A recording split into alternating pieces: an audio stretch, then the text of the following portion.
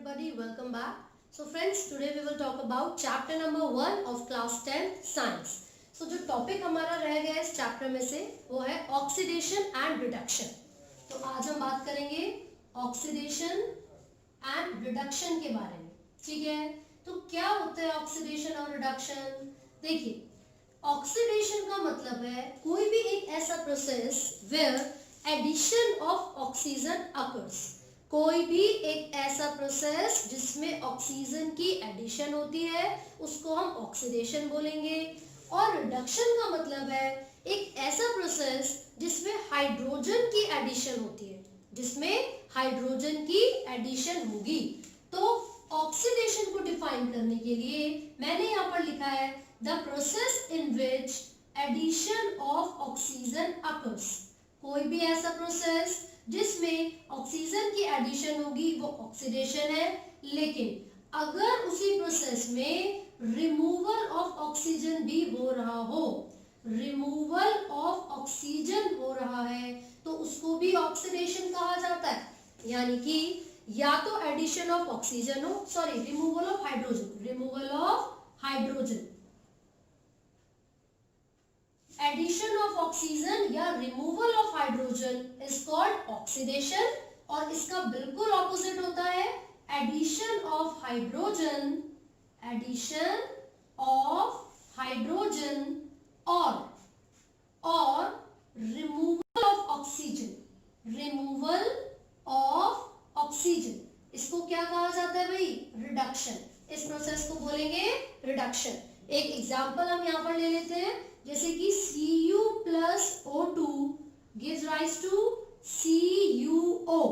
यानी कि कॉपर में जैसे ही ऑक्सीजन की एडिशन हो गई तो हमारे पास क्या प्रोडक्ट बन गया? Copper oxide. हमारे पास एक प्रोडक्ट बना है कॉपर ऑक्साइड.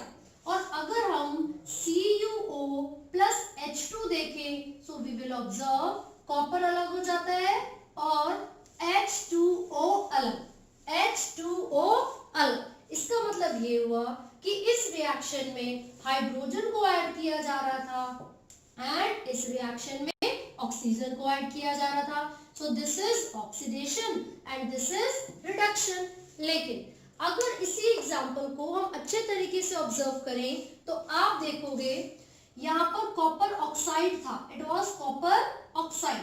ये कॉपर ऑक्साइड प्रोडक्ट में जाकर सिर्फ कॉपर रह गया. इसका मतलब ये हुआ कि यहाँ पर ऑक्सीजन का लॉस हो गया है या फिर रिमूवल हो गया.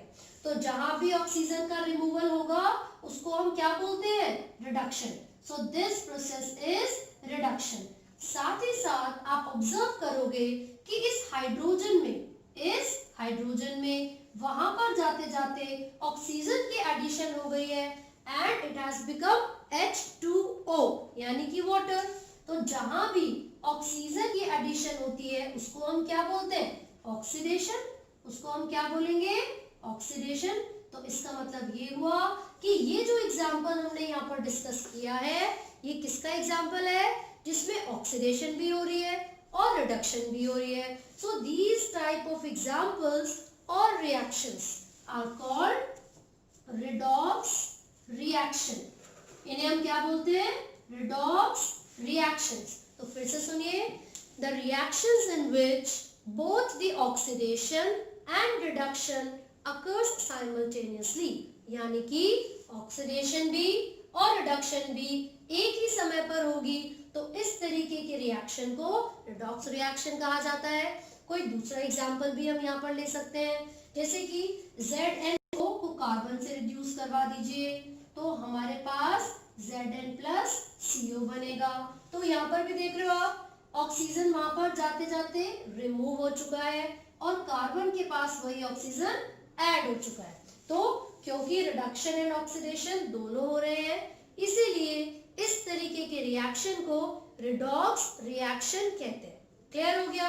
आगे बढ़ते हैं. अब आपसे जो क्वेश्चन पूछा जाएगा वो ये है कि आप बताइए रिड्यूस क्या है और ऑक्सीडाइज्ड क्या है? रिड्यूस क्या है और ऑक्सीडाइज्ड क्या है? देखिए, ऑक्सीडाइज्ड वो होगा जिसके अंदर ऑक्सीजन जुड़ेगा ऑक्सीडाइज्ड हो गया ये तो भैया, मतलब इसके अंदर ऑक्सीजन जुड़ चुका है, ऑक्सीजन की एडिशन हो गई। पहले वाले एग्जाम्पल को देख के बताइए, ऑक्सीजन की एडिशन किस में हुई है? हाइड्रोजन में, H2 के अंदर ऑक्सीजन की एडिशन हुई, तभी तो H2O बना। तो मैंने आपसे क्या पूछा है, ऑक्सीडाइज्ड कौन सा होगा? तो भैया ऑक्सीडाइज्ड वो होगा जिसमें एडिशन ऑफ ऑक्सीजन होगी, और ऑक्सीजन की एडिशन किस में हो रही है? H2 में हो रही है। क्लियर है? रिड्यूस्ड कौन होगा? रिड्यूस्ड वो होगा जहां पर या तो हाइड्रोजन की एडिशन होगी या फिर ऑक्सीजन का रिमूवल। तो आप देख सकते हो CuO में से O चला गया, ऑक्सीजन रिमूव हो गया, इसका मतलब है CuO क्या हो गया है? रिड्यूस्ड। CuO क्या हो गया है? रिड्यूस्ड। सही है, आगे बढ़ते हैं। और क्या पूछ सकते हैं भाई हमसे? अब हमसे पूछा जाएगा ऑक्सीडाइजिंग एजेंट कौन सा है और रिड्यूसिंग एजेंट कौन सा है। भैया एजेंट कौन होते हैं? एजेंट कौन है? जो कि किसी भी चीज को ट्रांसपोर्ट कर रहा है ना, बातचीत करवा रहे दो लोगों के बीच में। तो जरा देख लेते हैं। एक तो आपसे पूछेंगे रिड्यूसिंग एजेंट, रिड्यूसिंग एजेंट, और दूसरा आपसे पूछेंगे ऑक्सीडाइजिंग एजेंट, ऑक्सीडाइजिंग एजेंट। देखो भैया ऑक्सीडाइजिंग एजेंट वो होगा जो कि अपना ऑक्सीजन दे देगा, जिसने अपना ऑक्सीजन दे दिया, ले भैया तू ऑक्सीजन ले ले मुझसे। सो CuO यानी कि कॉपर ऑक्साइड ने अपना ऑक्सीजन दिया है, ठीक है। तो फिर जो भी अपना ऑक्सीजन दे देगा वो क्या है? ऑक्सीडाइजिंग एजेंट है। मतलब वो एक ऐसा सब्सटेंस है जो कि ऑक्सीजन को लूज कर रहा है, ठीक है। वो एजेंट है जिसने अपना ऑक्सीजन दे दिया। तो ऑक्सीडाइजिंग एजेंट हो गया CuO, CuO। रिड्यूसिंग एजेंट वो होगा जिसमें जाकर वो ऑक्सीजन जुड़ रहा है। तो भैया क्या हो गया? H2। तो रिड्यूसिंग एजेंट H2 हो गया, ऑक्सीडाइजिंग एजेंट CuO हो गया। तो ये बिल्कुल एक तरीके से देखा जाए तो एक दूसरे के ऑपोजिट है। यहाँ पर रिड्यूसिंग एजेंट है हाइड्रोजन और ऑक्सीडाइज्ड भी क्या हुआ है? हाइड्रोजन। यहाँ पर ऑक्सीडाइजिंग एजेंट है CuO और रिड्यूस क्या हुआ है? CuO। तो यहाँ पर ये चीजें आपको याद करनी है क्योंकि क्वेश्चन में यही पूछा जाएगा, ऑक्सीडाइज्ड रिड्यूस्ड एजेंट्स, चाहे वो रिड्यूसिंग एजेंट पूछे या फिर ऑक्सीडाइजिंग एजेंट पूछे, ठीक है। तो हमने पढ़ लिया रिडॉक्स रिएक्शन, ऑक्सीडेशन भी हो गया, रिडक्शन भी। अब आपसे पूछा जाएगा कि जो ऑक्सीडेशन है उसके हम डेली लाइफ में क्या क्या इफेक्ट्स ऑब्जर्व कर सकते हैं। ऑक्सीडेशन के जो इफेक्ट्स हैं that we can observe in our daily life, वो कौन कौन से हैं? चलो जल्दी से देख लेते हैं। इफेक्ट्स ऑफ ऑक्सीजन, सबसे पहली चीज कोरोजन। कोरोजन क्या होता है भैया? देखिए अगर आपने किसी भी मेटल को, किसी भी मेटालिक सब्सटेंस को कुछ समय के लिए एटमॉस्फेरिक एयर में छोड़ दिया, कोई लोहे का बेंच है, टेबल है, चेयर है या कोई भी ऐसी चीज जो कि इस किसी भी मेटल से मिलके बनी हो, तो क्या होगा? धीरे धीरे हमारे एटमॉस्फेयर में जो एसिड है, जो मॉइस्चर है, ये सब चीजें उस मेटल के साथ रिएक्ट करना शुरू करेंगी and gradually they will eat up all the metal. पूरा जो मेटल का सरफेस है वो कोरोड हो जाएगा and this process is called corrosion. तो कोरोजन का मतलब क्या होता है? ये ऑक्सीडेशन का ही एक इफेक्ट है जो कि हम ऑब्जर्व कर सकते हैं, ठीक है। तो कोरोजन ऑक्सीडेशन का ही एक इफेक्ट है जो कि हम ऑब्जर्व कर सकते हैं अपनी डेली लाइफ में। इसका मतलब क्या होता है?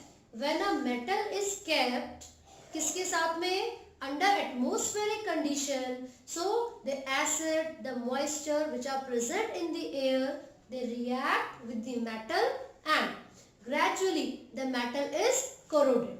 तो फटाफट से इसकी डिफाइन लिख लेते हैं। When a metal is kept in atmosphere या open atmosphere for a long time, substances such as क्या क्या substances हो सकते हैं? acid and moisture, acids, moistures attack the metal, they attack the surface of metals, gradually corroding them, क्या कर देते हैं उसको, मेटल को कोरोड कर देते हैं। सो इस प्रोसेस को हम कोरोजन कहते हैं। इसका एक एग्जांपल है rusting of iron, rusting of iron. ये आप ऑब्जर्व कर सकते हो कि जब भी एटमॉस्फेरिक गैसेस आयरन के साथ रिएक्ट करती हैं तो लोहे के ऊपर जंग लग जाता है, ठीक है। तो ये किस वजह से हो रहा है, ऑक्सीडेशन की वजह से हो रहा है। तो ये एक नॉर्मल प्रोसेस है, ठीक है। यहाँ पर आप देखोगे कि जो रस्टिंग ऑफ आयरन है उसके अलावा कॉपर के सरफेस पर भी, कॉपर के सरफेस पर एक लेयर डिपॉजिट हो जाती है ग्रीन कलर की। कॉपर किस कलर का हो जाता है, ग्रीन कलर का। क्यों हो जाता है, CuCO3 यानी कि कॉपर कार्बोनेट की डिपोजिशन होने की वजह से, ठीक है। सिल्वर का कलर कैसा हो जाता है, ब्लैक हो जाता है। क्यों होता है भाई, क्योंकि ये जो सिल्वर है वो सल्फर के साथ रिएक्ट करेगा और Ag2S की फॉर्मेशन हो जाएगी and due to this compound the surface of this silver appears black. तो अगर लंबे समय तक आपने कॉपर को या सिल्वर को खुले जगह पर छोड़ दिया, क्योंकि ये मेटल है, एटमॉस्फेरिक गैसेस के साथ रिएक्ट करेंगे और क्या हो जाएगा, कोरोजन हो जाएगा। क्लियर है। अब इसके अलावा जो सेकंड स्टेप हमें पढ़ना था जो कि इफेक्ट ऑफ ऑक्सीडेशन है, वो क्या होगा, वो रेंसिडिटी होगा, ठीक है। लेकिन उससे पहले आपसे ये क्वेश्चन पूछा जा सकता है, how can we prevent corrosion. Prevent कैसे कर सकते हैं हम कोरोजन को, यानी कि किसी भी मेटल को जंग लगने से कैसे बचाया जाए। तो देखिए सबसे पहला पॉइंट, हम ग्रीस अप्लाई कर सकते हैं। बाय अप्लाइंग ग्रीस, हम ग्रीस अप्लाई कर सकते हैं या फिर हम पेंट अप्लाई कर सकते हैं। ऐसा क्यों कर रहे हैं हम, ग्रीस और पेंट को अप्लाई करने का जो रीजन है वो ये है कि ये जो मेटल है जिसके सरफेस पर आप ग्रीस या जो भी पेंट है वो अप्लाई कर रहे हो, ताकि वो मेटल एटमॉस्फेरिक गैसेस के कांटेक्ट में ना आ सके, उनके कांटेक्ट को खत्म करने के लिए और इनको कोरोड होने से बचाने के लिए ग्रीस या फिर पेंट को अप्लाई किया जाता है। एंड द थर्ड स्टेप जिससे हम प्रिवेंट कर सकते हैं कोरोजन को, वो क्या होगा, बाय कोटिंग जिंक। जिंक यानी कि Zn, जिंक की एक कोटिंग कर दी जाती है मेटल के सरफेस पर and this process is called galvanisation. This process is called galvanisation. तो ऐसे बहुत सारे स्टेप्स हो सकते हैं जिससे हम कोरोजन को प्रिवेंट कर सकते हैं। उनमें से 3 स्टेप्स हमने यहाँ पर पढ़े हैं। क्यों जरूरत है कोरोजन को स्टेप मतलब करेक्ट करने की, प्रिवेंट करने की, तो ये जो कोरोजन है धीरे धीरे जो मेटल्स होते हैं ना उनको वीकन करते रहते हैं, कमजोर बनाते रहते हैं, जिस वजह से वो बहुत ही जल्दी ब्रेक कर जाते हैं, ठीक है। तो हमें किस तरीके से ग्रीस को अप्लाई करके, पेंट को अप्लाई करके या फिर गैल्वेनाइजेशन से क्या करना चाहिए, कोरोजन को प्रिवेंट करना चाहिए, ठीक है। आपने ब्रिज देखे होंगे, लोहे के ब्रिज वगैरह बने होते हैं, है ना। बहुत सारी ऐसी चीजें जैसे कि रेलवे ट्रैक हो गए, तो अगर उनमें कोरोजन हो जाएगा तो फिर बहुत ज्यादा कमजोर यानी कि वीक हो जाएंगे, तो फिर ब्रिज टूट भी सकता है और रेलवे ट्रैक भी डैमेज हो सकते हैं। इसलिए हम इन सभी स्टेप्स का यूज करके उनको कोरोजन से बचाएंगे। क्लियर है। साथ ही साथ अब सेकंड स्टेप पढ़ रहे हैं हम, वो है रेंसिडिटी। तो कोरोजन को तो हमने डिस्कस कर लिया है, now we will talk about rancidity. अब रेंसिडिटी क्या होती है भाई, देखिए रेंसिडिटी का मतलब होता है कि अगर जो भी फूड के अंदर फैट और ऑयल होते हैं, रेंसिडिटी, जरा देखिए इसका क्या मतलब है। देखिए फूड के अंदर जो भी फैट या ऑयल होते हैं, जब भी वो एटमॉस्फेरिक गैसेस के साथ रिएक्ट करेंगे तो फूड की जो स्मेल है और जो टेस्ट है वो धीरे धीरे चेंज हो जाता है, यानी कि स्मेल भी आने लग जाती है बेकार सी, और जो खाने का स्वाद था, जो टेस्ट था, वो भी बदल जाता है। तो इसी कंडीशन को हम क्या कहते हैं, रेंसिडिटी। तो हम लिख रहे हैं the condition when oils and fats of the food material react with atmospheric gases, the taste and the smell of food changes. तो इस कंडीशन को हम क्या बोलेंगे, रेंसिडिटी।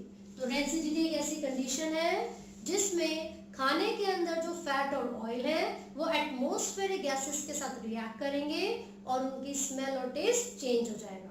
जैसे कि आप लोगों ने देखा होगा, जब भी हम समर में यानी कि गर्मियों में खाना बाहर ही छोड़ देते हैं रूम टेम्परेचर, तो कुछ ही समय के अंदर वो खराब हो जाता है। या फिर दूध का एग्जांपल ले लीजिए, दूध भी फट जाता है। ऐसा क्यों हो रहा है? क्योंकि वो जो कंडीशन है उसमें बैक्टीरिया या जो माइक्रो ऑर्गेनिजम्स हैं वो बहुत जल्दी एक्टिविटी परफॉर्म करते हैं, ठीक है, और वो कुछ ऐसे केमिकल्स की सिक्रेशन करते हैं जिस वजह से फैट या ऑयल जो है वो क्या हो जाते हैं, डैमेज हो जाते हैं, खाने की स्मेल और टेस्ट चेंज हो जाता है। क्लियर है? अब क्वेश्चन ये है कि रेंसिडिटी को कैसे प्रिवेंट किया जाए। तो क्या करते हैं, हम खाने को खराब होने से बचाने के लिए एयर टाइट कंटेनर में रखते हैं। कहां पर रखेंगे? Air tight containers, by keeping the food in air tight containers.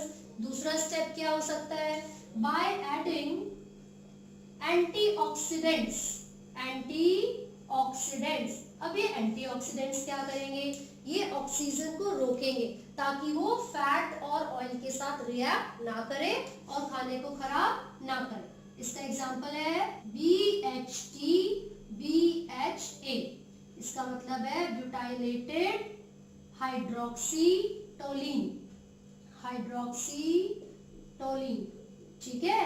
और BHA का मतलब है butylated hydroxy anisole, anisole, right. और किस तरीके से रोका जा सकता है?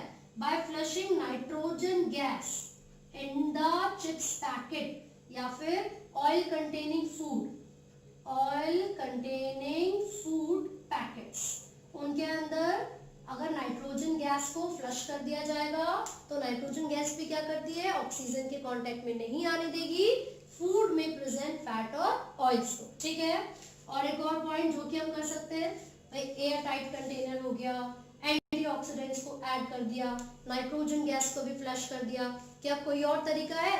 रेफ्रिजरेटर में भी तो रख सकते हैं, रेफ्रिजरेटर, या फिर आप इसमें ऐड कर सकते हो by keeping food away from light, away from light. अगर बहुत ही ज्यादा लाइट होती है, सनलाइट प्रेजेंट होती है, तो फूड के अंदर जो बैक्टीरिया की एक्टिविटी होगी वो ज्यादा हो जाएगी और वो सारे के सारे फूड को डैमेज कर देंगे। तो ये हमने चैप्टर नंबर 1 के सभी टॉपिक्स पढ़ लिए, राइट।